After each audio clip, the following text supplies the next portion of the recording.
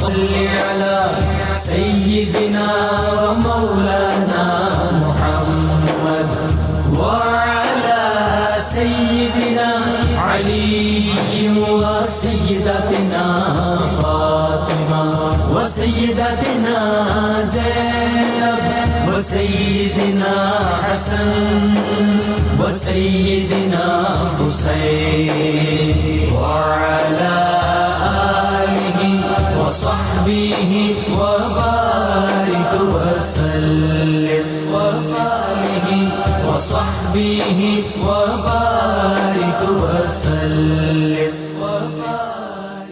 اللهم صل على الحمدللہ رب العالمین والصلاة والسلام علی سید الانبیاء والمرسلین اللہم صلی علی سیدنا و مولانا محمد وعلی آلہ وصحابہ وبارک وسلم وصلی علیہ۔ دنیا کے تمام دیکھنے والوں، تمام چاہنے والوں، تمام پیار کرنے والوں کو، اور جہاں جہاں تک اس وقت میری آواز کو سنا اور مجھے دیکھا جا رہا ہے، جنید اقبال کی جانب سے انتہائی محبت کے ساتھ السلام علیکم۔ ایک بار پھر ناظرین، آپ کو پر نور صبح میں صبح نور کے ساتھ میں دل کی گہرائیوں سے خوش آمدید کہتا ہوں، اور آئیے چلتے ہیں بلا توقف حضرت ابو انیس محمد برکت علی علیہ رحمہ کی تالیف اسماء النبی کریم صلی اللہ علیہ وآلہ وسلم سے رسول اللہ صلی اللہ علیہ وآلہ وسلم کا ایک اسم مبارک پڑھنے اور سننے کی سعادت حاصل کرتے ہیں۔ سیدنا الزاہد صلی اللہ علیہ وآلہ وسلم، ہمارے سردار زہد اختیار فرمانے والے، درود و سلام بھیجے اللہ آپ صلی اللہ علیہ وآلہ وسلم پر، آپ صلی اللہ علیہ وآلہ وسلم کے آل پاک پر اور صحابہ کرام رضوان اللہ تعالیٰ علیہم اجمعین پر۔ حضرت ابو ہریرہ رضی اللہ تعالیٰ عنہ روایت کرتے ہیں، نبی کریم صلی اللہ علیہ وآلہ وسلم نے ارشاد فرمایا کہ اے ابو ہریرہ رضی اللہ تعالیٰ عنہ، تقوی اختیار کرو، لوگوں میں زاہد ہو جاؤ گے، قناعت اختیار کرو، سب سے زیادہ شکر گزار بن جاؤ گے، جو اپنے لیے پسند کرتے ہو دوسروں کے لیے بھی وہی پسند کرو، مومن ہو جاؤ گے، اپنے ہمسائے سے نیک سلوک کرو، حقیقی مسلمان ہو جاؤ گے، اور کم ہنسا کرو کیونکہ زیادہ ہنسنا دلوں کو مردہ کر دیتا ہے۔ ناظرین کرام، آج ہم مل کر انشاءاللہ دنیا میں اب جہاں جہاں موجود ہیں چلیں گے صاحب ایک ایسی ہستی کی بارگاہ میں ناظرین کہ جن کا احسان عظیم ہے بر صغیر پر۔ تھوڑی دیر بعد ناظرین ان کا میں نام گرامی لوں گا، بس میرے ساتھ رہیے گا کیونکہ آج بہت کچھ آپ کو سننے کو اور سمجھنے کا انشاءاللہ موقع ملے گا۔ بات یہ ناظرین کہ تذکرہ پاک ہے گلشن شیخ عبد القادر جیلانی رضی اللہ تعالیٰ عنہ کے اس خوشبودار پھول کا جو پاکستان کے صوبہ سندھ کے شہر ٹھٹا کے مکلی کے قبرستان میں تشریف فرما عارف کامل عالم اجل حضرت عبداللہ شاہ اصحابی رحمۃ اللہ علیہ کے نور نظر ہیں، جو کتب الاکتاب بھی ہیں، سلطان العارفین بھی ہیں، غوث زماں بھی ہیں، ابو البرکات بھی ہیں، جنہیں بر صغیر میں کہیں سید حسن، کہیں شاہ ابو الحسن اور کہیں سید حسن بادشاہ رحمۃ اللہ علیہ کے نام سے یاد کیا جاتا ہے، جن کو یہ مقام اور مرتبہ حاصل ہے ناظرین کہ خود سرکار مدینہ صلی اللہ علیہ وآلہ وسلم نے آپ رحمۃ اللہ علیہ کو اپنی کفالت میں، اپنی روحانی کفالت میں لے کر مولا کائنات مولا علی کرم اللہ وجہ الکریم کو عطا فرمایا، اور مولا کائنات مولا علی کرم اللہ وجہ الکریم نے حضور غوث الاعظم دستگیر حضرت شیخ عبد القادر جیلانی رضی اللہ تعالی عنہ کو آپ نے عطا فرمایا۔ یعنی حضرت سید حسن بادشاہ رحمۃ اللہ علیہ نے جس گھر میں آنکھ کھولی ناظرین، وہ گھر علم و حکمت اور تصوف و عرفان الہی کا دارالعلوم سمجھا جاتا تھا۔ آپ کا ماحول یاد الہی اور اتباع سنت نبوی صلی اللہ علیہ وآلہ وسلم کی نورانیت سے مکمل طور پہ جگمگاتا رہتا تھا۔ اسی وجہ سے آپ نے اپنی خاندانی عظمت و شرافت، علمی فضیلت سے وافر حصہ پایا۔ آپ کی تعلیم و تربیت اپنے والد گرامی حضرت عبداللہ شاہ اصحابی رحمۃ اللہ علیہ کے زیر سایہ ہوئی۔ نبی کریم صلی اللہ علیہ وآلہ وسلم کی سنتوں پر استقامت کو ہی ناظرین اصل کرامت وہ جانتے تھے۔ دنیا کو اپنی ٹھوکروں پر رکھا کرتے تھے، ایسی ٹھوکروں پر رکھتے کہ جب کابل کا گورنر امیر خان آپ کا مرید تھا بادشاہ اورنگزیب عالمگیر سے آپ رحمۃ اللہ علیہ کے لیے ایک خطۂ راضی لکھوا کر لاتا ہے تو آپ رحمۃ اللہ علیہ یہ کہہ کر لوٹا دیتے سمجھتے ہیں کہ اس کی مجھے حاجت نہیں ہے، یہ غریبوں میں تقسیم کر دو، یہ مقام، یہ مرتبہ، یہ استغنا آپ کا تھا ناظرین۔ یعنی حکمرانوں سے آپ نے ڈھیلا تک نہ لیا، مگر شریعت اسلامیہ کی پابندی، غریبوں مسکینوں کے حقوق کی حفاظت، خصوصیت کے ساتھ جو غریب اور نادار طلباء ہوتے تھے ان کی اعانت کی آپ نے ترغیب دی، بیواؤں اور یتیموں کے وظائف انہی حکام سے، یعنی جو لوگ کرسیوں پر بیٹھے تھے، جن کے پاس طاقت تھی، قوت تھی، جو حکمرانی کیا کرتے تھے، انہی سے یہ سارے کام آپ نے کروائے، ایک خاص مشنری سوچ کے ساتھ اپنے آباء و اجداد کی سنت کے مطابق۔ جب آپ رحمت اللہ علیہ کمالات ظاہری و باطنی سے مزین ہو گئے تو تبلیغ اسلام کے لیے ہندوستان کے کونے کونے میں تبلیغ دین کے لیے آپ نے سفر کیے، اور ان اسفار کے پیچھے ناظرین جو کمال بات ہے جو میں اس کرنے جا رہا ہوں کہ سرکار بغداد حضور غوث پاک حضرت شیخ عبد القادر جیلانی رضی اللہ تعالی عنہ کی طرف سے پشاور میں رہ کر کشمیر، ہزارہ، کابل، غزنی، ہرات تک تبلیغ کرنے کا آپ کو حکم دیا گیا، یعنی پشاور کو آپ رضی اللہ تعالیٰ عنہ نے مرکز بنوایا۔ اب یوں سمجھ لیجئے بات کہ پشاور ایک جگہ ہے تو آپ کو مشرق اور مغرب دونوں جگہ پہ حکم تھا کہ آپ نے تبلیغ کرنی ہے، تاکہ یہاں کے تمام علاقوں میں سلسلہ قادریہ عالیہ کے ذریعے سے لوگوں کی اصلاح کروائی جائے۔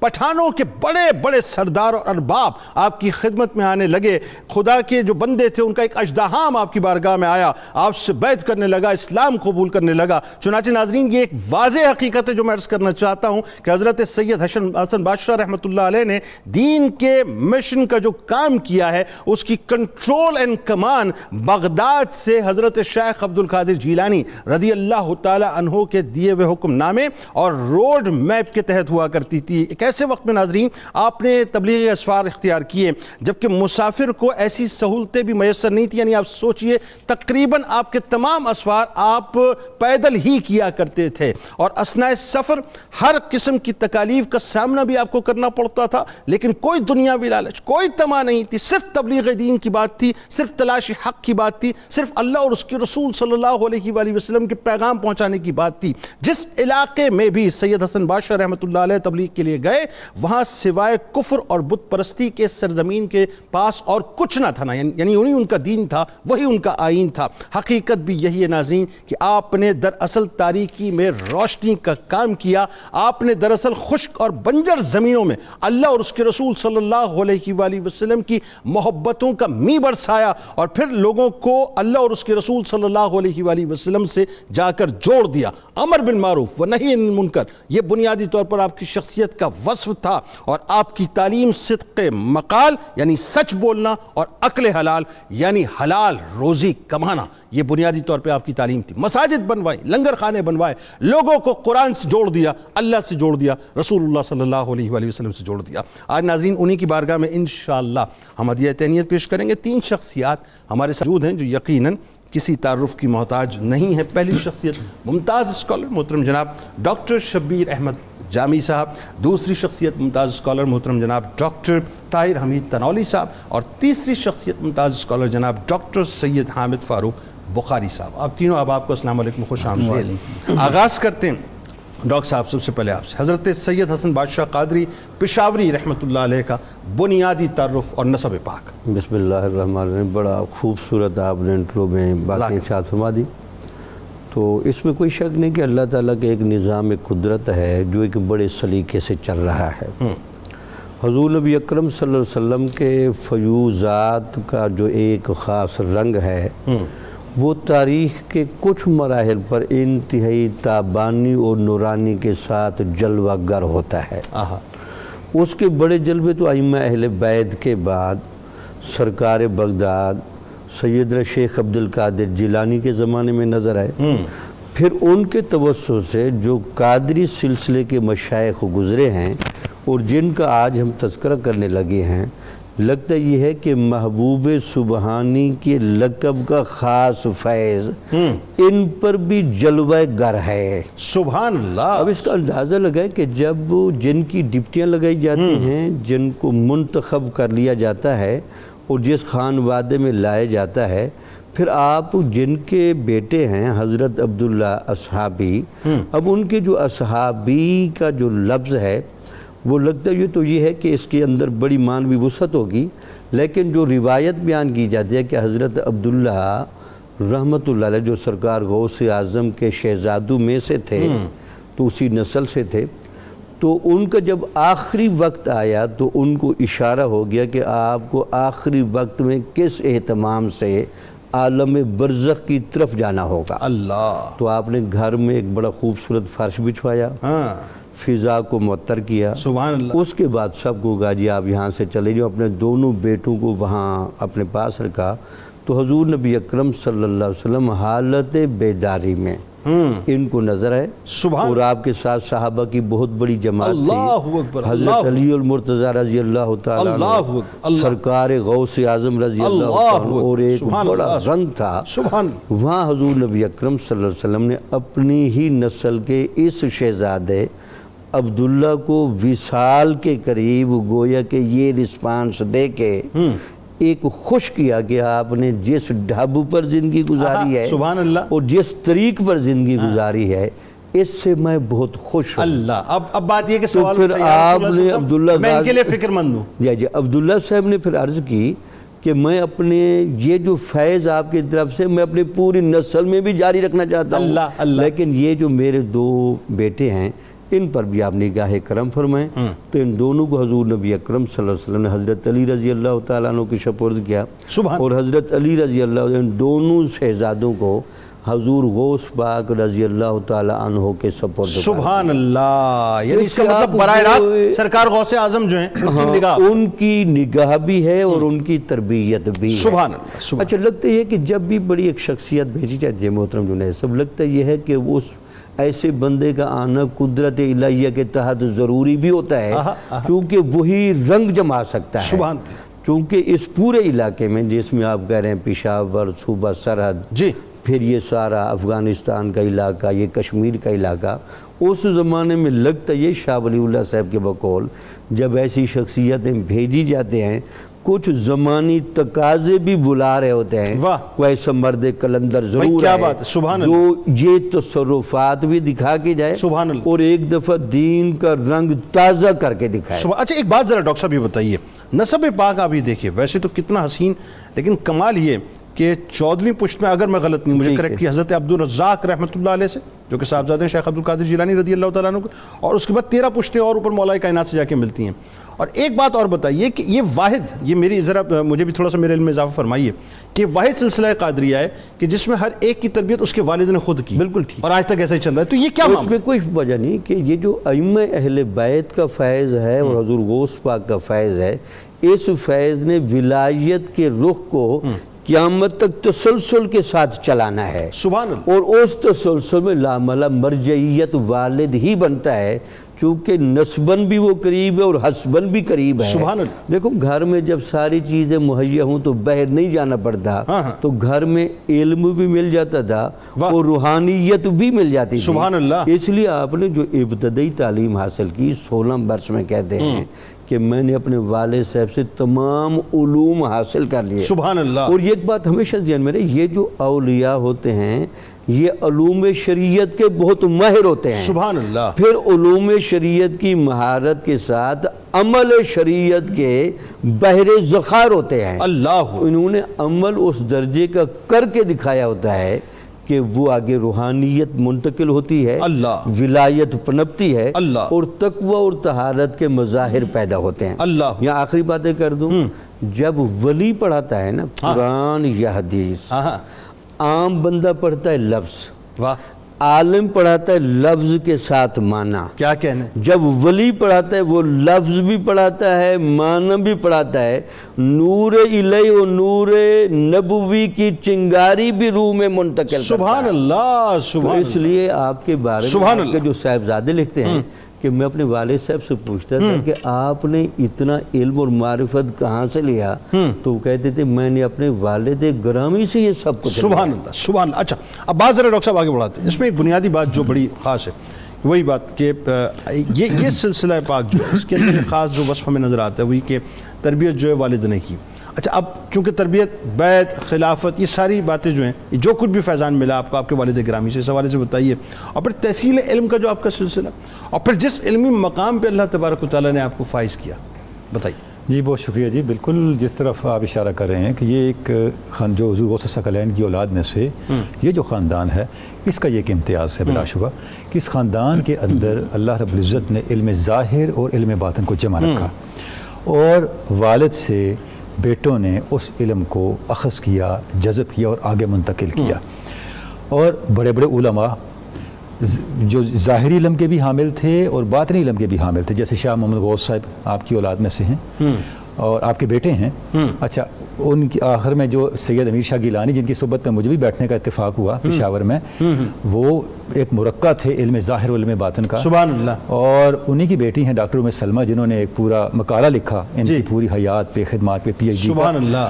بلکہ میں یہاں ناظرین کے لیے اس طرف اشارہ کرتا چلوں کہ حضرت شاہ محمد حسن علیہ رحمہ کی خدمات پہ اور آپ کی تعلیمات کو فروغ دینے کے لیے امیر شاہ گیلانی صاحب نے ایک رسالہ تحقیقی جاری کیا تھا الحسن. وہ اتنا معیاری رسالہ ہے, آج تک جاری ہے اور شاید وہ پاکستان کے پہلے تصوف کے رسائل میں اس کا شمار ہوتا ہے, جس پہ کئی تحقیقی مقالات لکھے جا چکے ہیں. سبحان اللہ. یعنی یہ اشارہ ملتا ہے کہ اس خاندان کے اندر کس طرح کی ایک علمی روایت علم ظاہر اور علم باطن کو جمع کرنے کی موجود ہے. آج تک آپ یہ دیکھیں وہی علم, وہی فضل, وہی معرفت, وہی مزارات کا سلسلہ, وہی مطلب فیض کا سلسلہ, وہی ولایتیں جو اس کے انداز سے چل رہی ہیں وہ جاری نظر آتی ہے. اچھا, جب آپ ان کی تعلیم و تربیت کو دیکھتے ہیں تو ہم دیکھتے ہیں کہ دونوں چیزیں جمع ہیں. حضرت سید عبداللہ اصحابی سے, اپنے والد گرامی سے جو انہوں نے تربیت لی, شاہ محمد غوث نے جب ان کے حالات لکھے جو ان کے بیٹے ہیں, وہ لکھتے ہیں کہ جب حضرت سید عبداللہ اصحابی کا انتقال ہو گیا تو علم ظاہر تو ان کی زندگی میں انہوں نے مکمل کر لیا تھا. یعنی 17 سال کی عمر میں تو انہوں نے درس و تدریس شروع کر دی تھی, یعنی علم دین پڑھانا شروع کر دیا تھا. تو ان کے انتقال کے بعد ان کی طبیعت کے اندر ایک عجیب ترک دنیا کی ایک کیفیت پیدا ہوئی اور وہ سارے معاملات چھوڑ کے 6-7 سال تک روحانی مجاہدات اور تزکیہ نفس کے عمل میں مصروف رہے. یعنی مکمل طور پہ خلوت نشی ہو گئے. اور کیفیت یہ تھی کہ دن رات اللہ کے ذکر میں, عبادات میں مصروف رہتے اور رات کو اپنے آپ کو غفلت سے بچانے کے لیے پانی میں کھڑے ہو جاتے, کمر تک پانی میں کھڑے رہتے. اور یہ دریائے شور کے اندر جو اس کے کنارے, بالکل بالکل. تو یعنی ایک پورا ایک مجاہدات کا جو ایک ہمیں عمل ہے وہ ان کی زندگی کے اندر نظر آتا ہے. یعنی باوجود اس کے کہ علم ظاہر اور علم باطن کی فیوزات اپنے والد گرامی سے لیے, لیکن ان کو پختہ مجاہدات کے ذریعے کیا. مجاہدات کو نہیں چھوڑا, تزکیہ نفس کے عمل کو نہیں چھوڑا, اور پھر وہی رنگ آگے چلا.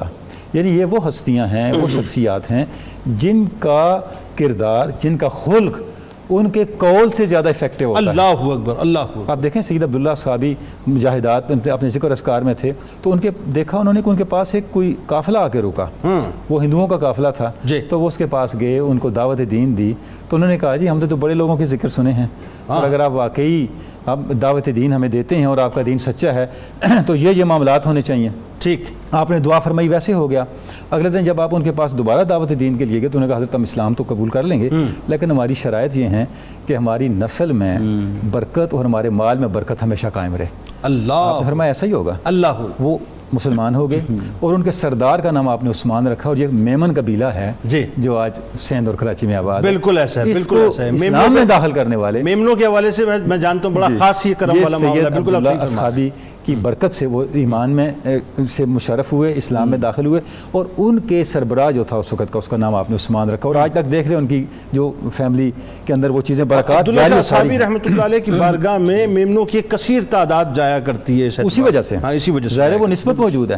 تو عرض کرنے کا مقصد یہ ہے کہ ان کی زندگیوں میں ہم دیکھتے ہیں کہ یہ جو رنگ ہے کہ اصل چیز کیا ہے. اصل چیز یہ ہے جو بات آپ کہہ رہے ہیں وہ آپ کے کریکٹر سے بھی نظر آئے, اور آپ کا کریکٹر خود آپ کی دعوت کی دلیل بن کے خلق خدا کے سامنے. اچھا ایک بات ذرا اس میں خاص طور پہ بتائیے جو میں سمجھنا بھی چاہتا ہوں, میرے خیال ہے تمام دیکھنے والے سمجھنا چاہتے ہوں گے. ایک سرٹن ٹائم تک آپ نے تحصیل علم کیا, اپنے آپ کو علمی طور پہ مضبوط کیا, پھر ایک سرٹن ٹائم تک آپ نے خلوت نشینی اختیار کی, مجاہدات کیے, ریاضتیں کی, پھر ایک سرٹن ٹائم تک آپ باہر نکل کے جو ہے مزید مجاہدات کرتے رہے, اپنے آپ کو تیار کرتے رہے. یعنی ایسا لگتا ہے کہ جیسے ایک بائی ڈیفالٹ نظام ہوتا ہے کہ اس کے تحت آپ کو تیار کیا گیا, اور تیار کرنے کے بعد پھر اس کے بعد آپ کو جو لانچ کیا بنیادی اصول جو ہے, اور اگر آپ پوری تاریخ اسلام کو دیکھیں تو اس اصول کی پیروی صرف صوفیاء نے کی. وہ اصول کیا ہے؟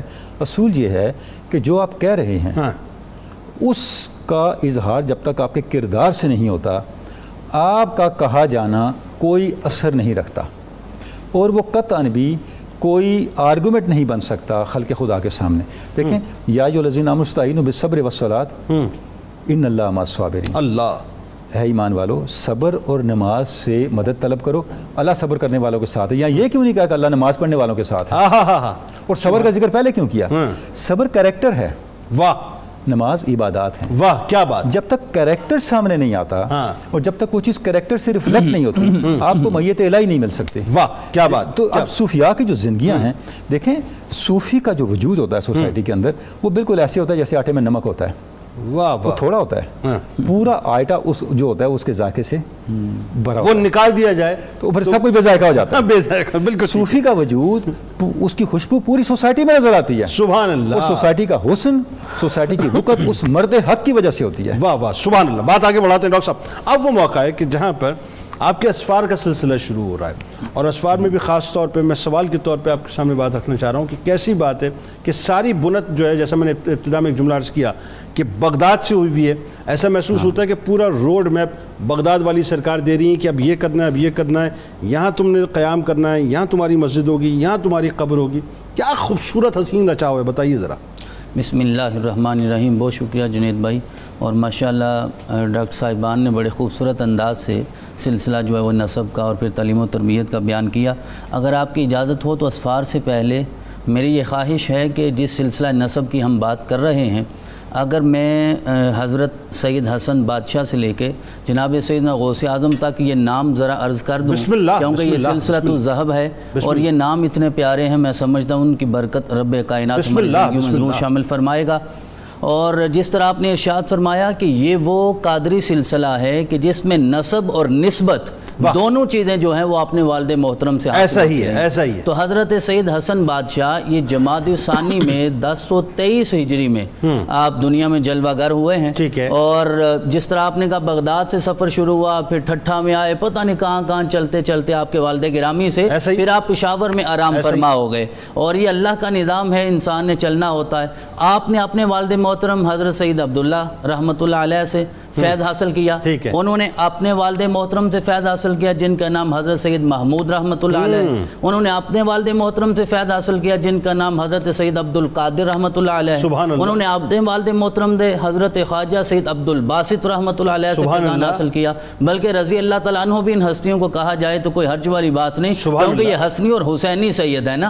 اور حسنی اور حسینی سید کون ہوتا ہے؟ جو حضرت امام حسن علیہ السلام کے بیٹے حضرت حسن مثنیٰ, کیونکہ ان کی شادی حضرت امام حسین علیہ السلام کی بیٹی حضرت سیدہ فاطمہ سلام اللہ علیہ کے ساتھ ہوئی. تو جو ان دو ہستیوں کے اولاد سے حسنی حسینی سید کہا جاتا ہے. تو یہ فیضان غوث اعظم سے لے کر آئے ہیں نا. پھر انہوں نے اپنے والد محترم سے جن کا نام حضرت سید حسین علی رضی اللہ تعالیٰ عنہ ہے, انہوں نے اپنے والد محترم سے یہ فیضان حاصل کیا, ان کا نام سید احمد ہے. تو یہ نسب بھی ہے تو نسبت بھی ہے, یہاں خلافت بھی ہے, بیعت بھی ہے, اور انسان کا جو اپنے ماں باپ کے ساتھ رشتہ ہوتا ہے وہ ساری چیزیں ایک جگہ جمع ہو گئی ہیں. اس سے زیادہ سعادت والی کوئی بات نہیں ہوتی. انہوں نے اپنے والد محترم سے, ان کا نام ہے حضرت سیدنا شرف الدین القاسم رحمۃ اللہ علیہ.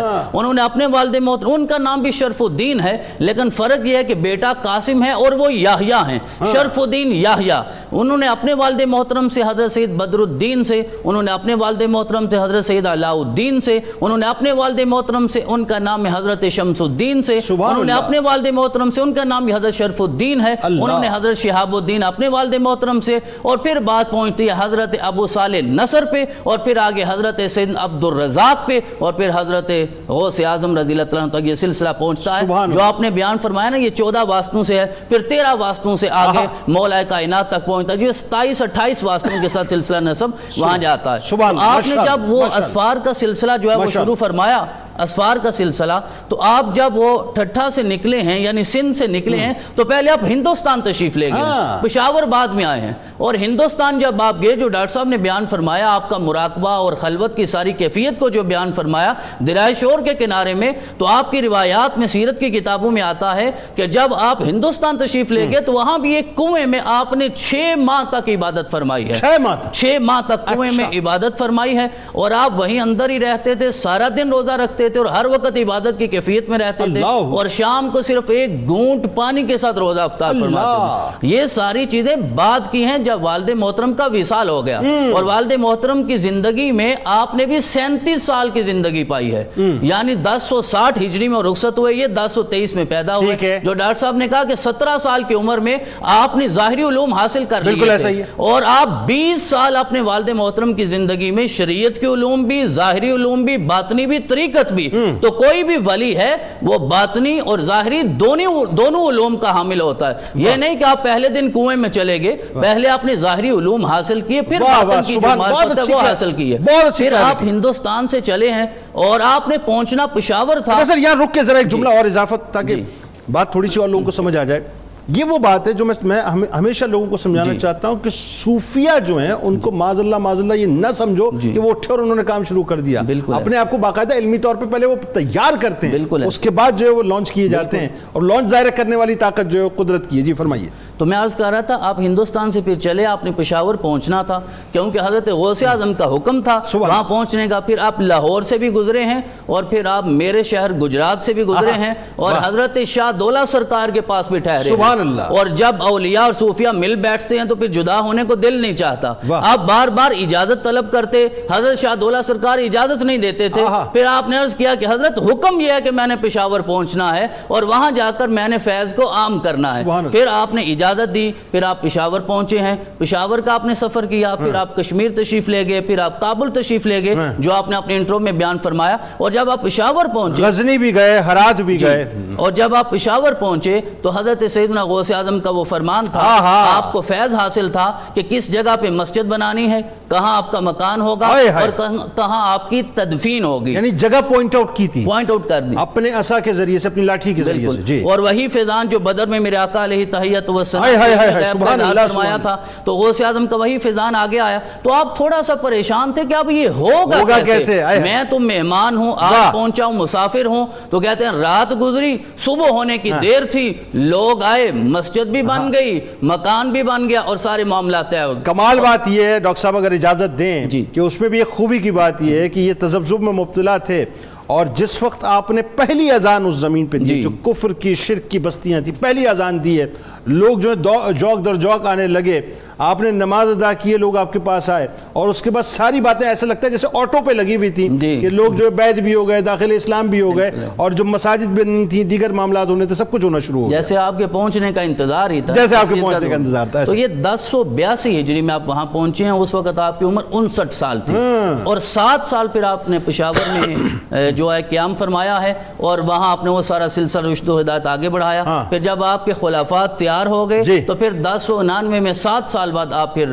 وہاں سے آگے کشمیر تشریف لے گئے ہیں. کشمیر میں 6 ماہ قیام کیا, اور پھر آپ واپس تشریف پشاور آئے, پھر کابل گئے. کابل کے آپ نے 3 سفر کیے جن کا اشارہ 3 سفر, اس میں بات کرتے ہیں, اس میں خاص طور پر گورنر امیر خان کا جو ہے وہ ذکر آئے گا. ابھی بہت سی باتیں کرنی ہیں, لیکن کمال اس میں ایک بات یہ ہے کہ آپ دیکھیے کہ ہماری جو پٹھان کمیونٹی, ہمارے جو پٹھان بھائی ہیں, ان کو اگر تھوڑا سا وہ تحقیق کریں تو ان کو پتہ چلے گا کہ ان کے 4 فادرز کو جو فیض ملا ہے وہ حضرت حسن رحمۃ اللہ علیہ کا جو ہے وہ حاصل ہوا ہے. جناب ہمارے ساتھ رہیے ناظرین, چلتے ہیں سرکار مدینہ صلی اللہ علیہ وآلہ وسلم کی بارگاہ اقدس میں درود پاک کا نذرانہ پیش کرتے ہیں, اور انشاءاللہ جب لوٹیں گے تو آپ کو بہت خاص باتیں بتانی ہیں, اور اس میں خاص طور پہ جو گورنر امیر خان والی بات ہے کہ اس نے کتنی بڑی خطہ اراضی جو آفر کی تھی, اور پھر آپ نے کس انداز سے اس کو ریفیوز کیا اور کیا جملے فرمائے, پھر مساجد, لنگر خانے, کیا کچھ آپ نے آباد کیا, تصور سے باہر ہے. درود پاک کا نذرانہ. اللهم صل على سيدنا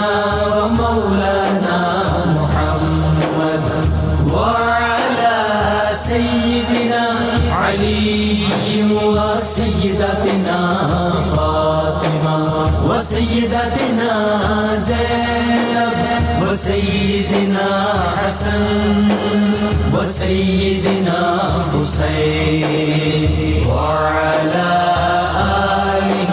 وصحبه وبارك وسلم وبارك. اللهم صل على سيدنا ومولانا محمد وعلى سيدنا علي وسيدتنا فاطمة وسيدتنا زینب وسیدنا حسن وسیدنا حسین وعلى آلہ وصحبہ وبارک وسلم وصحبہ وبارک وسلم اللہم صل علی سیدنا. ایک بار پھر ناظرین آپ کو میں خوش آمدید کہتا ہوں، اور آج تذکرہ پاک ہے حضرت عبداللہ شاہ اصحابی رحمۃ اللہ علیہ کے نور نظر ابو البرکات سید حسن بادشاہ قادری پشاوری رحمۃ اللہ علیہ کا، اور خاص طور پہ جو ہمارے خیبر پختونخوا کے بھائی ہیں، ہمارے جو پٹھان بھائی ہیں اس وقت وہ خاص طور پہ اس پروگرام کو دیکھ رہے ہوں گے، مجھے یقین ہے، اور اگر نہیں دیکھ پا رہے تو اب ضرور آپ ہمیں جوائن کر لیجئے، کیونکہ یہ ایسی شخصیت ہے ناظرین کہ جن کے بارے میں ہمیں کم از کم اتنا تو پتہ ہونا چاہیے کہ ہمارے گھروں میں یہ جو دین اسلام آیا ہے، یہ جو کلمہ طیبہ کا نور آیا ہے، ایکچولی ان ہستیوں کا صدقہ یہ نہ آتی تو صاحب کلمہ ہمارے گھروں میں کیسے پہنچتا. اچھا جی ڈاکٹر صاحب، وہ آپ ہی کی اصطلاح میں، کیونکہ آپ ایک جملہ بڑا استعمال کرتے ہیں عموماً جب کوئی بات ہوتی ہے آپ فرماتے ہیں بڑی بات ہے، عموماً آپ سے یہ سنے، آپ کا یہ تقیہ کلام ہے. اب میں یہ سوچ رہا ہوں کہ اس زمانے میں وہ 250 مساجد کا کاٹھی ایوارڈ میں اور اپنے گجرات میں تعمیر کر دینا کتنی بڑی بات ہے. اتنے لنگر خانوں کو جو چلا دینا، کابل کے اندر جو لنگر خانے تو 600 افراد کھا رہے ہیں، غزنی میں، ہرات میں، کتنی بڑی بات ہے. تو سر یہ جو بڑی بات ہے بڑے لوگوں کے کام ہے، ذرا یہ بتائیے کہ کتنی مساجد اور لنگر خانے آپ نے تعمیر کر دیے. بسم اللہ الرحمن الرحیم. بہت اچھی باتیں ہیں. یہ صوفیہ کے ذمہ جب کوئی کام لگایا جاتا ہے، جیسے آپ شروع میں کہہ رہے ہیں کہ چونکہ ان کے اصل ذمہ کام ہے کہ جو لوگ کفر کی دلدل میں پھنسے ہوئے ہیں ان کو مسلمان کریں، سبحان اللہ، اور جو عام مسلمانانہ زندگی گزار رہے ہیں ان کے اندر تقوی اور طہارت کے اعلیٰ معیارات پیدا کریں. تو صوفی اپنی نگاہ میں اور اپنے دل و روح کی طاقت میں جو ولایت لے کر پھر رہا ہوتا ہے نا، وہ پہلے ایک سازگار ماحول بنانا چاہتا ہے تاکہ لوگ پہلے دیکھتے ہی بھاگ نہ جائے. ان کے ہمیشہ پہلا جو اہتمام ہے صوفیاء کے ہاں، جو ایک روایت ہے، یہ جہاں بھی جاتے ہیں سب سے پہلے خدمت خلق ان کے پیش نظر ہوتے ہیں، اور سب سے پہلے وہاں لنگر خانہ جاری کرایا جاتا ہے. سبحان اللہ. اچھا، اور کمال یہ دیکھیں ان کے لنگر خانوں پہ بیک وقت مسلم اور غیر مسلم کٹھے بیٹھ کے کھانا کھاتے ہیں. سبحان اللہ. اور یہ ایک ایسی ہماری صوفیاء کی روایت رہی ہے. اور وہ جو غیر مسلم آخر جیسا بھی ہے وہ ایک انسان تو بیٹھا ہے، لیکن اس کی نگاہوں نے کبھی ایسا چہرہ نہیں دیکھا ہوتا، سبحان اللہ، ایسی نگاہیں نہیں دیکھی ہوتی جو پیر کامل لنگر کھلاتے ہوئے ان کے چہروں پر، ان کے روح پر پھیر رہا ہے. تو وہ جو غیر مسلم ہیں وہ کثرت سے مسلمان ہوتے تھے، اور وہ جو مسلمان ہوتے تھے وہ سیرت و کردار کے پابند ہوتے تھے. لنگر کے پیچھے شخصیت سازی ہمیشہ ملحوظ رہے. سبحان اللہ. اور جو یہ چاہتے تھے کہ ہمیں باقاعدہ پڑھا بھی دیا جائے، لکھا بھی دیا جائے، اور ہماری زندگی میں علم کے اور عبادت کے اعلیٰ نمونے بھی پیدا ہوں. تو ان کے لیے ہمیشہ صوفیہ جہاں بھی بیٹھے، جہاں انہوں نے خانقاہ بنائی وہاں پہلے مسجد بنائی. اللہ. اور لگتا یہ ہے کہ انہوں نے حضور نبی اکرم صلی اللہ علیہ وسلم کی سیرت سے یہ سبق حاصل کیا. جب آپ مدینہ شریف تشریف لائے تو فوراً آپ نے مسجد کی تعمیر کا حکم دیا. سبحان اللہ. تو صوفیہ کے اندر بھی وہی رنگ ہے. سبحان. پھر آپ کی شخصیت کا رنگ دیکھیں کہ آپ نے جہاں بھی گئے سینکڑوں کی تعداد میں باقاعدہ مساجد بنوائیں. جی. اور بعض مساجد کا تو باقاعدہ ریکارڈ بھی موجود ہے، جیسے آپ نے خود فرمایا کاٹھیا وار اور گجرات میں آپ نے 250 مساجد اور مدرسے بنوائے. سر یہ یہاں رک کے ایک جملہ میں ذرا آپ سے سمجھنا بھی چاہتا ہوں. یہ میں نے بھی روا روی میں جملہ کہا، آپ بھی فرما رہے ہیں. اب یہ 11ویں صدی ہجری کی بات ہے، نہ وہاں پر اس طرح کی ظاہر کنسٹرکشن کی فیسلٹیز ہیں، نہ اس طرح کے ڈونرز موجود ہیں. آج ایک مسجد کوئی شخص بنانے جاتا ہے تو کتنی مشکل ہوتی ہے اس کے فنڈز کے لیے. یہ کیسے پاسبل ہوا کہ ایک 250 مساجد ایک ہی علاقے میں ایک ہی جورسڈکشن میں بنا دینا؟ کیسے پاسبل؟ یہ جو صوفیاء کے ہاں ایک برکت کا ماحول ہوتا ہے نا، اور ان کے اندر ایک جادو اثر ہوتا ہے.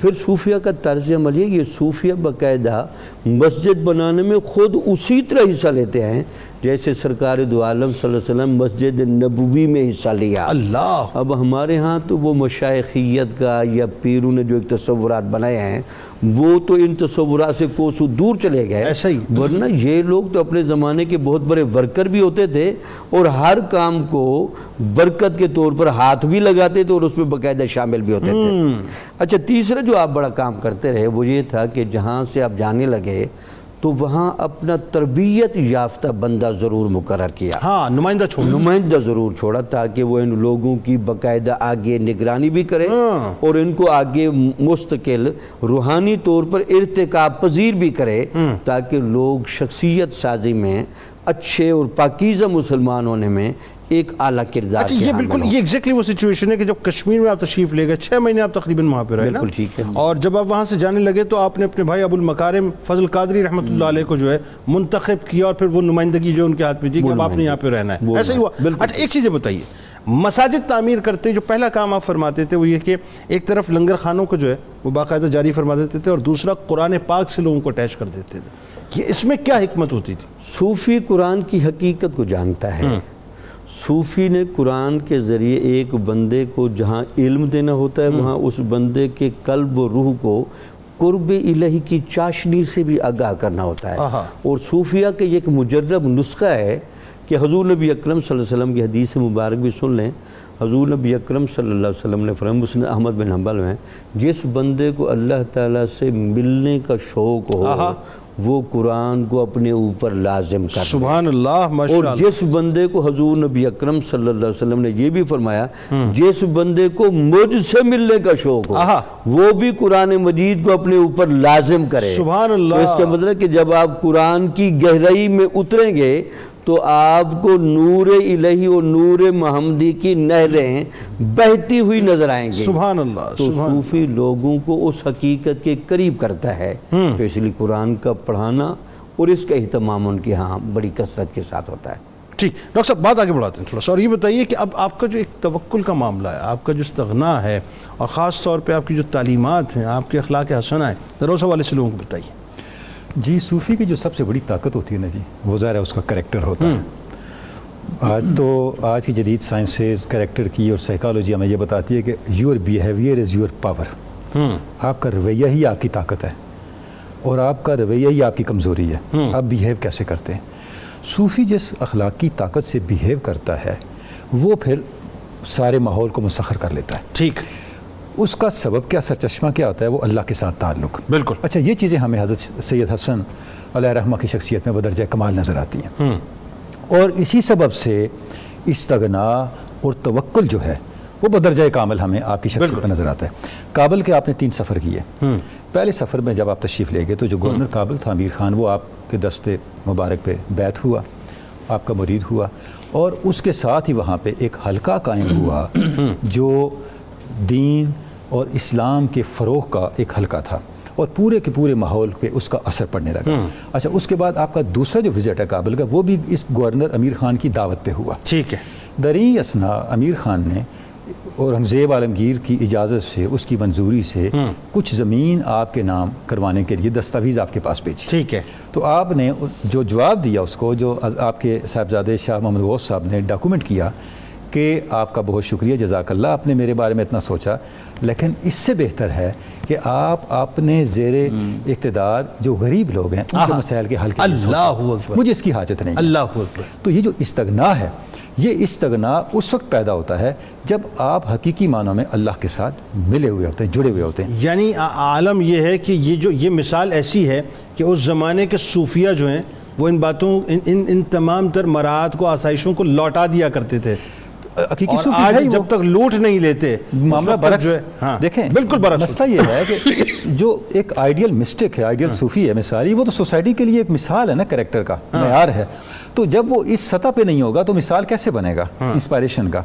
وہ تبھی بنے گا نا جب اس کے کردار سے یہ چیزیں جھلک رہی ہوں گی. بالکل. پھر آپ جو تیسرا وزٹ آپ نے کیا وہ خود کیا وہ تنہا گئے اور یہ سارے کا سارا آپ کا ایک آپ یہ کہہ سکتے ہیں ایک روحانی سفر تھا جس میں آپ نے اس علاقے کے جو سالکین تھے جو تربیت کے آپ کے زیر تربیت لوگ تھے ان کی تربیت کے لیے آپ نے وہاں قیام فرمایا اور ان کو آگے بڑھا کے پھر آپ تشریف لائے. اچھا اب دیکھتے ہیں کہ جو تبلیغ دین کا معاملہ ہے، جب آپ پشاور تشریف لے گئے تو وہاں پہ آپ نے ابتدائی باتیں تو ہو گئیں، ان لوگوں کے ساتھ ایک تعلق قائم کیا. آپ کی جو پہلی شادی وہ پشاور میں ہی ہوئی. ٹھیک ہے. وہاں جہاں آپ کا قیام ہے اس کے ساتھ یہ بستی ہے جس کا نام ہے کوٹلہ محسن خان.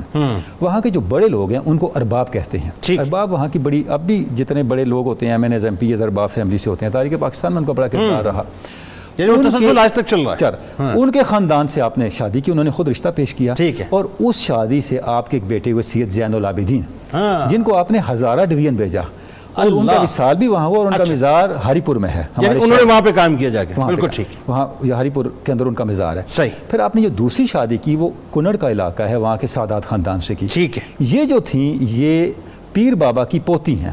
ٹھیک ہے. انہی میں سے پھر شاہ محمد غوث پیدا ہوئے. ٹھیک. تو اب دیکھیں آپ کہ آپ نے لوکل سطح پر بھی جو ایک لوگ تھے، آبادی تھی، اس کے ساتھ انٹیکٹ کر کے دین کے قریب ان کو لانے کے لیے یہ راستہ بھی اختیار کیا.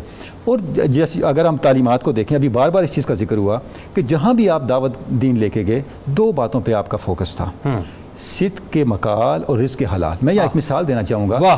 گجرات کاٹھیا واڑ آپ تشریف لے گئے، جیسے ابھی ذکر ہوا، وہاں پہ آپ نے سینکڑوں مساجد بنائیں، حلقے بنائے، لوگوں کو تربیت دی. اس تربیت کا اثر جنید صاحب اتنا رہا کہ وہاں ایک خاندان گزرا ہے، بیگڑا خاندان، جس کا اقتدار بڑا عرصہ رہا. سلطان مظفر بیگڑا وہاں کا بادشاہ تھا، اور اس کی کیریکٹر کو علامہ اقبال نے آج کے نوجوان کے لیے ایک مثال کے طور پہ پیش کیا ہے کہ وہ صدق کے مقال اور عقل حلال پہ اس حد تک کاربند تھا کہ اس کے لشکر کا ایک گھوڑا بیمار ہو گیا. تو اس نے علاج کروایا، بہت علاج کروایا، وہ گھوڑا ٹھیک نہ ہوا. آخر ایک ایسا آیا ڈاکٹر حیوانات کا جس کی دعا سے وہ ٹھیک ہو گیا. بادشاہ بڑا حیران ہوا، اس نے کہا آپ نے اس کو کیا دعا دی؟ بلایا اس ڈاکٹر کو. اس ڈاکٹر نے کہا جی میں نے اس کو شراب سے بنی ہوئی فلاں دوا دی جس سے یہ گھوڑا ٹھیک ہو گیا. اس نے کہا آندہ اس گھوڑے کو میرے استبل میں اور میرے لشکر کا حصہ نہ رکھیں، کیونکہ اس کے جسم کا حصہ وہ چیز بن گئی ہے جو شریعت میں حرام ہے. اب یہاں علامہ فرماتے ہیں شاہ حق بھی دیگراں یکراں نہ خواست، شاہ تقوی از طریق ما جداست، ہے تو را بخشت خدا قلب و جگر، طاعت مرد مسلمان نگر، سر دین صدق مقال عقل حلال، خلوت و جلوت تماشائے جمال. اللہ. اس بادشاہ کا تقوی دیکھو کہ اس نے اس گھوڑے کو دوبارہ سواری کے لیے یا اپنے لشکر میں استعمال کرنے کے لیے نہیں بلایا. کیوں کہ وہ اس راستے سے گزر پڑا جو اللہ کے دی ہوئی ہدایت. یہ ایک بات جو صدق مقال اور عقل حلال والی بات ہے آج کے دور کے اندر، مطلب میں سمجھتا ہوں کہ ہمیں، اگر میرا خیال ہے کہ اگر بہت بڑا مسنگ فیکٹر ہم اپنی زندگی کے اندر تلاش کریں تو یہ دو باتیں تو ہیں کہ اگر ہم سچائی کو تھام لیں اور اس کے حلال کو اپنا لیں تو پھر کیا رہ جاتا ہے ڈاکٹر صاحب؟ دیکھیں بات یہ ہے، ان دونوں باتوں میں اصل بات تو صدق ہے. جب آپ گفتگو میں صدق کریں تو سچائی ہے، جب رزق میں سچ کریں تو حلال ہے. واہ. یعنی پورے کا. اور اگر سلسلہ قادریہ کو دیکھیں وہ تو کھڑا ہی اس پہ ہے. حضور غوث ثقلین کی پہلی آئیڈینٹی اور پہلی شناختی سچائی ہے. سچائی ہے. کیا بات. اور ذرا تھوڑا سا پیچھے جائیں تو یہ جا کے سیدھا صدیق اکبر سے جڑتا ہے. اللہ. اور آپ وسلم کی، آپ تو سچوں کے امام ہیں، سچوں کے بڑے بڑے. اس سے بھی بڑھ کے وہ کیسے بنے کہ آپ وسلم کی وہ دلیل جو اس دنیا پر آپ کے دعوی نبوت سے بھی پہلے جاری اور ظاہری اور سچ ہونا ہے. سبحان اللہ. صادق اور امین ہونا ہے. سبحان. تو اس کا مطلب یہ ہوا کہ سارا دین نام ہی صدق مقال اور عقل حلال کا ہے. اور صوفیاء نے اپنی زندگیاں اس کو دے کے ان دو باتوں کے اندر زندگی ڈالی. بالکل بات آگے بڑھاتے ہیں. اس میں جو خاص بات دکھایا، جی خاص بات جو ہے وہ میں سمجھنا چاہتا ہوں آخر میں آپ سے ڈاکٹر صاحب، وہ یہ کہ ایک تو آپ کی اولاد امجاد میں حضرت سید غوث رحمۃ اللہ علیہ ایک بہت بڑی شخصیت، وہ جو نہال سنگھ والا واقعہ ہے رنجیت سنگھ کے بیٹے کا، وہ ضرور آپ بیان کیجئے گا. لیکن اس سے قبل تھوڑا سا اور ایک بات اور ذرا ڈسکس ہو جائے مجموعی طور پہ آپ کی شخصیت کے اندر، جہاں امر بالمعروف و نہی عن المنکر ہمیں نظر آتا ہے خاص طور پہ کہ آپ نے کبھی بھی کمپرومائز نہیں کیا حکمران وقت سے. ایک بات. دوسری بات یہ کہ آپ تنبیہ کرتے رہے اور ریفارمز کرواتے رہے. یہ بڑی امپورٹنٹ بات ہے. آج اگر ہم اس کو اس تائرانہ نگاہ سے دیکھیں کہ جو وصف خاص طور پہ حضرت سید حسن رحمۃ اللہ علیہ کی بارگاہ میں ہمیں نظر آتا ہے یا ان کی شخصیت میں نظر آتا ہے کہ آپ نے باقاعدہ حکمرانوں کو تنبیہ کی کہ یہ ریفارمز کریں غریبوں کے لیے، یتیموں کے لیے، مساکین کے لیے، کمپرومائز نہیں کیا. پھر شریعت اسلامیہ کی جو پابندی ہے، یعنی حکومت وقت کو جو ہے پابند بنایا کہ وہ شریعت اسلامی کو جو ہے باقاعدہ لاگو کرے. اس حوالے سے ذرا لوگوں کو بتائیں. بہت ساری چیزیں آپ کی سیرت سے ہمیں ملتی ہیں. ایک تو یہ کہ اولیاء کاملین کو چاہیے کہ جو وقت کے حکمران ہیں اور جو ایک جائر سلطان ہے اس کے سامنے کھڑے ہو کے کلمہ حق بلا خوفت لومۃ لائم بیان کریں. یہ بہت ضروری ہے. اگر آپ ان کو بالکل چھوڑ دیں گے تو پھر وہ ساری سوسائٹی کو گمراہ کریں گے. ٹھیک. آپ نے جو 2 سفر فرمائے نا، آپ کشمیر بھی تشریف لے گئے اور کابل گئے، ان 2 اسفار میں اگر ہم غور کریں تو کشمیر میں تو آپ مفلوق الحال غریب لوگوں کو کھلانے کے لیے تشریف لے گئے تھے، لیکن جو کابل گئے ہیں وہ امیر خان کے ذریعے آپ زمانے کو یہ بتانے گئے ہیں کہ اگر کسی گورنر کا جو پیر ہے وہ اس قابل ہو جائے کہ علوم ظاہری اور باطنی میں مہارت ہے تو پھر اس کے ماننے والے بھی صراط مستقیم کے راہی بن جاتے ہیں. سبحان اللہ. آپ نے جو 3 سفر کیے ان میں جو دوسرا سفر تھا وہ صرف امیر نے بلایا اس لیے تھا کہ افسر شاہی کو آ کر خطاب فرمائے، واضح و نصیحت کے لیے، واضح و نصیحت فرمائے، پند و نصائح فرمائے، انہیں بتائیں کہ کس طرح نظام. اور آپ ارشاد فرمایا کرتے تھے کہ اپنے دروازے کبھی بھی مخلوق خدا کے لیے بند نہ کیا کرو، انہیں کھول کے رکھا کرو، اور لنگر کو عام کر دیجئے. لنگر کے ذریعے اللہ کی قربت زیادہ نصیب ہوتی ہے. اور جب آپ کشمیر تشریف لے گئے جو آپ نے اشارہ کیا 600 لوگ لنگر کھایا کرتے تھے، اور آپ سے جب سوال ہوتا کہ آپ اتنا انتظام کہاں سے فرماتے ہیں تو آپ نے ارشاد فرمایا اللہ نے تو مجھے اتنا عطا فرمایا ہے، اتنا عطا فرمایا، ساری کائنات کو بھی کھلاؤں تو کم نہیں پڑے گا، سب آ جائیں. حالانکہ یہ واقعہ بھی آپ کی سیرت میں ملتا ہے کہ آخر جب آپ دنیا سے رخصت ہوئے تو آپ مقروض بھی تھے. مطلب یہ کہ قرض ہونا نہ ہونا ایک اور معنی، دل میں وسعت ہونی چاہیے، حوصلہ ہونا چاہیے، ظرف ہونا چاہیے، تھوڑے کو بھی پھر میرا رب زیادہ کر دیتا ہے. اچھا ایک بات، جو 3 اسفار اس میں آپ دیکھیں، میں ایک بڑی مجھے جو ہے سائنس نظر آتی ہے کہ پہلا جو آپ نے سفر کیا ہے کابل کا، اس میں علماء و مشائخ سے آپ نے ملاقات کی ہے، یعنی اس کا مطلب ہے قادری فیض جو ہے وہاں تک منتقل کیا ہے. دوسرے سفر کے اندر آپ نے حکمران وقت سے ملاقات کی اور جتنے بھی سرکاری عہدوں پر تشریف فرما لوگ تھے ان کو واضح و نصیحت کی. اور تیسرے سفر کے اندر وہ لوگ جو روحانی مدارج طے کرنا چاہتے تھے ان سے خاموشی سے آپ نے ملاقات کی. ایسا ہی ہوا ہے بالکل. اور پہلے سفر میں پھر وہ گورنر بیعت ہوا، دوسرے سفر کے لیے اس نے بلایا، پھر آپ تشریف لے گئے، اور تیسرے سفر کو آپ نے صرف سالکین تک محدود رکھا ہے نا، جو طریقت کے مسافر، وعلمناہ من لدنا علما، جو حضرت خضر علیہ السلام کے رستے پہ چلتے ہوئے میرا رب معرفت عطا فرماتا ہے. تیسرا سفر آپ نے اس طرح فرمایا. یعنی اگر میں اس جملے کو یوں سمجھنا چاہوں اور ایک عام آدمی سمجھنا چاہے، بلکہ میرا خیال ہے کہ اس وقت جو لوگ حکومتی سطح پہ بھی تشریف فرمائیں وہ بھی سمجھنا چاہیں، یہ ایک نیکسس ہوتا ہے صوفیہ کا اور حکومتوں کا. حکومتیں پنپتی اس وقت ہیں اور چلتی اس وقت ہیں جب وہ اپنے آپ کو جو ہے یا یوں کہ زانو تلمس جو ہیں ان کی بارگاہ میں طے کرتی ہیں جن کو اللہ نے کچھ عطا کیا ہوتا ہے، اور جب وہ نظر رکھتے ہیں تو معاملات بہت بہتر ہوتے ہیں. ایسا ہی ہے نا. اور اولیاء کاملین کو بھی مخلوق خدا کی ہدایت کے لیے اتنی وسعت رکھنی چاہیے کہ اگر امیر آپ کے قدموں میں آ کر جھکے تو آپ اس کے لیے صراط مستقیم کو آسان فرما دیں. آپ کی زندگی سے ایک اور جو توازن ملتا ہے جس کی طرف ڈاکٹر صاحب نے اشارہ فرمایا اور آپ نے بھی سوال کیا کہ آپ نے شادی کی اور آپ کو اللہ رب اور 2 شادیاں فرمائی، شادیاں بھی 2 فرمائی اور آپ کے مشہور چلے اور مراقبے بھی 2 ہیں.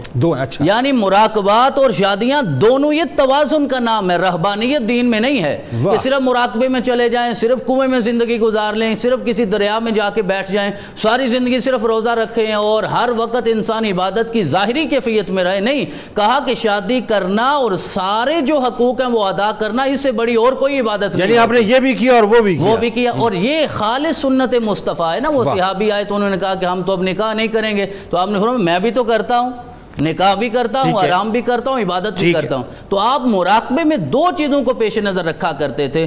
آپ کہتے تھے فَأَيْنَمَا تُوَلُّوا فَثَمَّ وَجْهُ اللَّهِ، کہ مراقبے میں جب جاؤ تو اس کیفیت میں جاؤ کہ جس طرف بھی نگاہ ہوگی اللہ کی رحمتیں تمہارا استقبال کر رہی ہوں گی.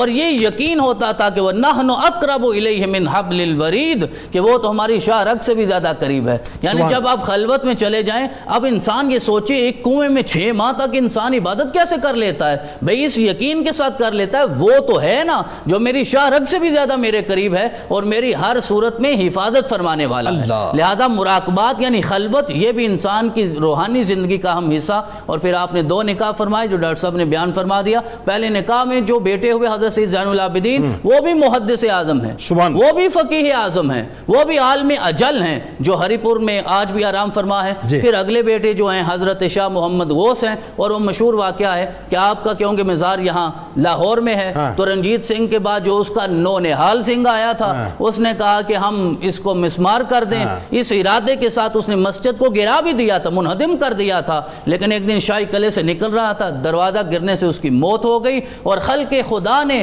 آواز دے کر زمانے کو بتایا کہ ولی کامل کی گستاخی کی یہی سزا ہوتی ہے. اور وہ تو ختم ہو گیا. حضرت آج بھی اس زندگی کے ساتھ موجود ہیں جس کا شعور میرا رب مطلب کمال بات یہ ہے، میں جب اس واقعے کو پڑھ رہا تھا تو اس نے انسٹرکشنز یہ دیے تھے کہ لاہور کی فصیل سے آدھا میل باہر جو ہے میدان صاف کر دیا جائے چاروں طرف سے. دانستہ مزار کو اس نے ڈھانے کی بات نہیں کی تھی، لیکن چونکہ مزار آن دا وے تھا تو وہ ظاہر ہے اس میں روٹ میں آ رہا تھا. تو میں ایک بات سوچ رہا تھا، ابھی دانستہ نہیں سوچا تو یہ عالم ہوا ہے، تو جو دانستہ سوچیں ان کا کیا معاملہ ہوگا ان کو سوچنا چاہیے. آپ کا بہت شکریہ، آپ تشریف لائے. اللہ تعالیٰ اس گفتگو کو اپنی بارگاہ میں قبول فرمائے. ناظرین کرام، جاتے جاتے آپ سے میں گزارش یہ کرنا چاہوں گا، آپ دنیا میں مجھے جہاں بھی دیکھ رہے ہیں، خاص طور پہ پاکستانیوں سے، دیکھیں صاحب یہ ایک بات تو اپنے ذہن میں بٹھا لیجئے، ہم بہت سے کام خود بیٹھ کے گھر پہ کر سکتے ہیں اور ہمیں کر لینے چاہیے. اور ان کاموں میں ایک کام یہ ہے کہ ہمیں اپنے پاکستان کو بوسٹ دینا ہے، پاکستان کو بوسٹ دینا ہے، پاکستان کی اکانومی کو بوسٹ دینا ہے. یاد رکھیے گا، پاکستان ترقی کرے گا، پاکستان کی معیشت ترقی کرے گی تو بہت کچھ تبدیل ہوگا انشاءاللہ. لیکن ساتھ ساتھ ہمیں اپنے دشمنوں پر بھی نظر رکھنی ہے، ان کو مستحکم نہیں ہونے دینا ہے، ان کو مضبوط نہیں ہونے دینا ہے. اور اس کے لیے جو طریقہ ہم اختیار کر سکتے ہیں بڑا آسان ہے، گھر میں بیٹھ کے کہ جتنے بھی یہودی پروڈکٹس ہیں، جتنے بھی اسرائیلی پروڈکٹس ہیں، ان تمام کو باہر نکالیے اپنے گھروں سے، صرف اور صرف پاکستانی پروڈکٹس کا استعمال کیجیے. یاد رکھیے گا، آپ کا دیا ہوا 1 روپیہ ان پروڈکٹس کو وہ آپ ہی کے خلاف جنگوں میں خدا نخواستہ استعمال ہوگا. کتاب الشفا کی جانب چلتے ہیں. ہر طرح کے مصائب و آلام سے نجات کے لیے وظیفہ آپ کو بتاتے ہیں کہ رسول اللہ صلی اللہ علیہ وآلہ وسلم نے ارشاد فرمایا کہ جو شخص صبح و شام 3 بار قرآن پاک کی آخری 3 سورتیں پڑھے گا، اللہ تبارک و تعالیٰ اسے ہر طرح کے مصائب و آلام سے محفوظ و مامون رکھے گا انشاءاللہ. حضور غوث العظم دستگیر حضرت شیخ عبد القادر جیلانی رضی اللہ تعالیٰ عنہ کا قول مبارک کہ اللہ تعالیٰ کے ذکر سے غافل ہو جانا دلوں کی موت ہے. پس جو کوئی اپنے دل کو زندہ کرنا چاہتا ہے اس کو چاہیے کہ دل کو ذکر خداوندی کے لیے چھوڑ دے. روزنامہ 92 نیوز میں آج آپ مضمون ضرور پڑھ. برکات سید حسن بادشاہ قادری پشاوری رحمۃ اللہ علیہ کے حوالے سے ان کی حیات، ان کی خدمات جس کا تذکرہ ہم نے بھی کیا. ناظرین آپ کو بہت ڈیٹیل میں انشاءاللہ وہ تمام باتیں ملیں گی.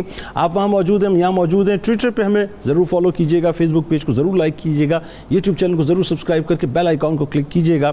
اس دعا، اس امید، اس یقین کے ساتھ اجازت دیجیے کہ لا یؤمن احدکم حتی اکون احب الیہ من والدہ وولدہ والناس اجمعین. اللہ تعالیٰ آپ کا، ہمارا، ہم سب کا، پاکستان کا، امت مسلمہ کا حامی و ناصر ہو.